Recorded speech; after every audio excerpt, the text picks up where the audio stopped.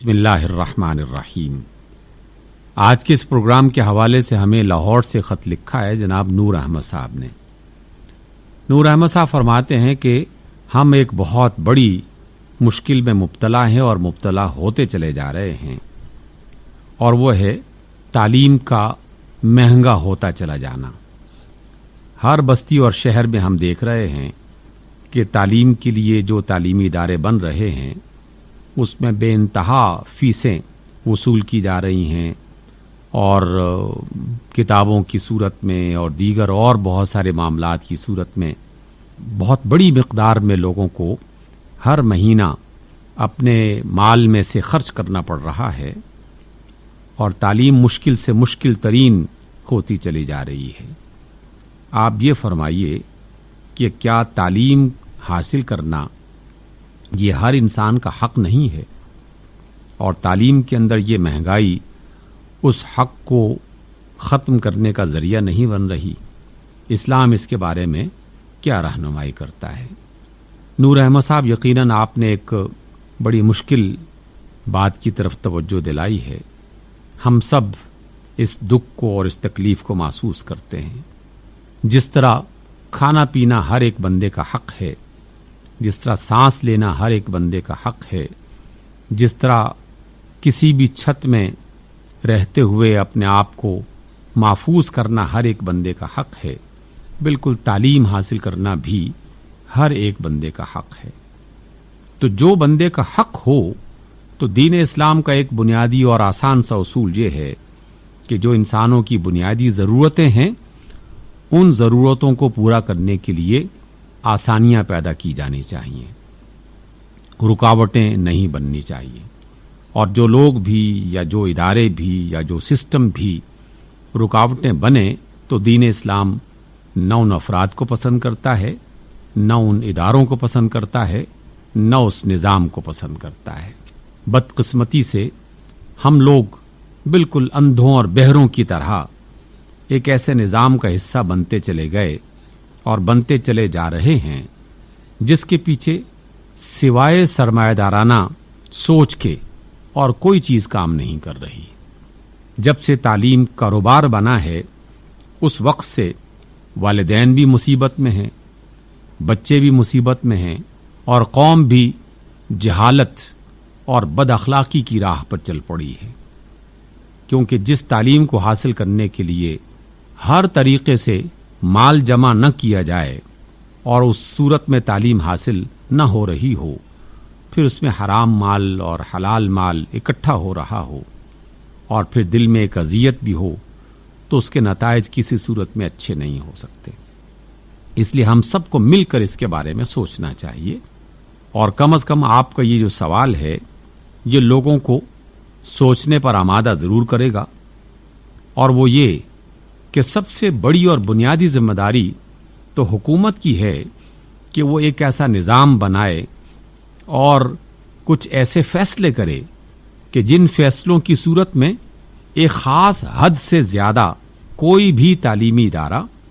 تعلیم کے حوالے سے فیسیں نہ بڑھا سکے، اور اس میں جو میکسیمم سہولتیں ہیں ان کو اختیار کرنے کا ایک اجتماعی نظام قائم کرنے کی کوشش کی جائے۔ اور یہ کام مشکل نہیں ہے، ایسا نہیں ہے کہ یہ محض ایک تصوراتی اور خیالی بات ہے جو کہ بیان کی جا رہی ہے۔ دنیا میں کئی ممالک ایسے ہیں آج کے اس دور میں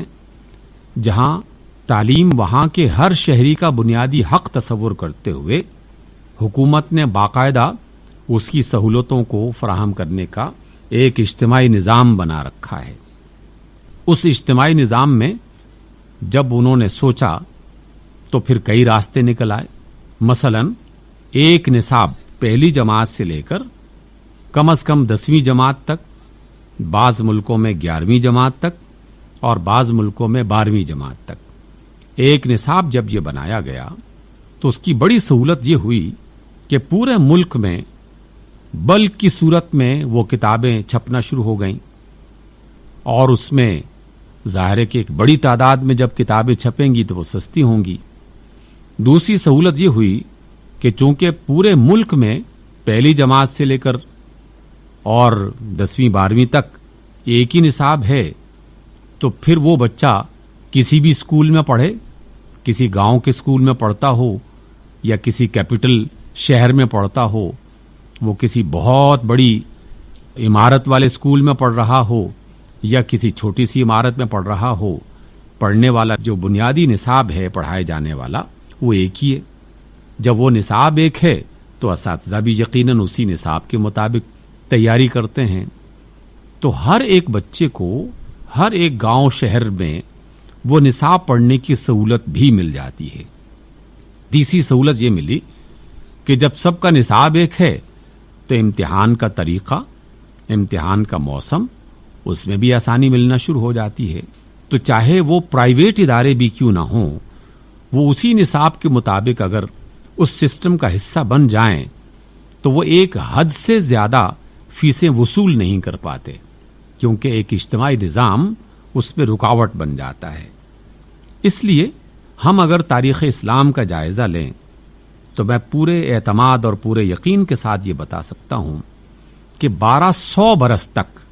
مسلمانوں کی تاریخ یہ بتاتی ہے کہ 1200 برس تک تعلیم کو انسانوں کی بنیادی ضرورت سمجھتے ہوئے باقاعدہ عام کیا گیا اور مفت تعلیم کا اہتمام کیا گیا۔ اس مفت تعلیم کا اہتمام کرنے کے لیے حکومت نے اپنا حصہ ڈالا، امیر اور سرمایہ رکھنے والے لوگوں نے اپنا حصہ ڈالا اور معاشرے کے افراد نے اپنا حصہ ڈالا۔ ان کا نصاب ایک جیسا تھا، ان کے اساتذہ ایک دوسرے کے لیے مددگار ثابت ہوا کرتے تھے، اور اس تعلیم میں 3-4 چیزوں کا خصوصی طور پر اہتمام کیا جاتا تھا۔ نمبر 1 کہ وہ تعلیم لوگوں کو ہنر سکھاتی تھی، کارآمد انسان بناتی تھی۔ نمبر 2 مسلمان ہونے کے ناطے سے دین اسلام کی بنیادی تعلیم سے آگاہ کرتی تھی۔ نمبر 3 ہر ایک انسان کے اندر جو بنیادی اخلاقی ضرورتیں ہیں اس کی باقاعدہ ٹریننگ دی جاتی، اس کی تربیت کی جاتی تھی۔ گویا کہ تعلیم میں ہنر، ایمان اور اخلاق، یہ 3 باتیں سکھائی جاتی تھیں، اور اس کے لیے حکومت کی طرف سے، سرمایہ دار افراد کی طرف سے اور معاشرے کی طرف سے کنٹریبیوشن ہوا کرتا تھا۔ جب ایسا تھا تو تعلیم آسان بھی ہونا شروع ہو گئی تھی، اور ان 12 صدیوں میں کئی علاقے اور کئی ملک ایسے رہے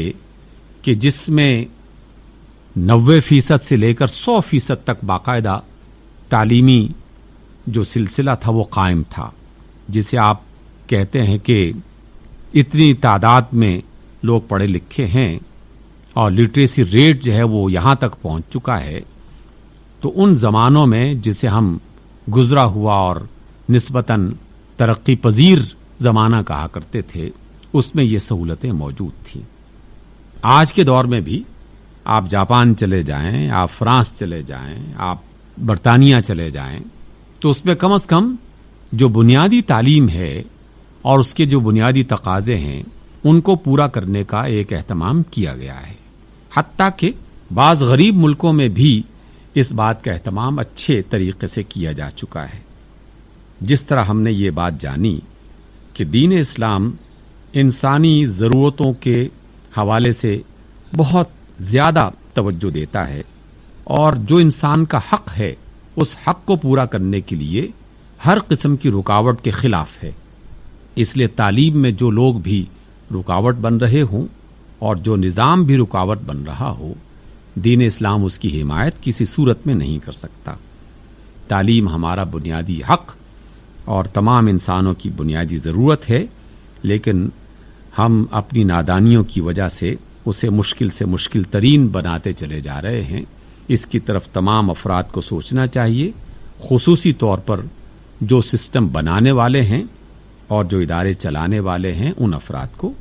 اللہ تعالیٰ علم کی روشنی سے ہمیں سرفراز کرے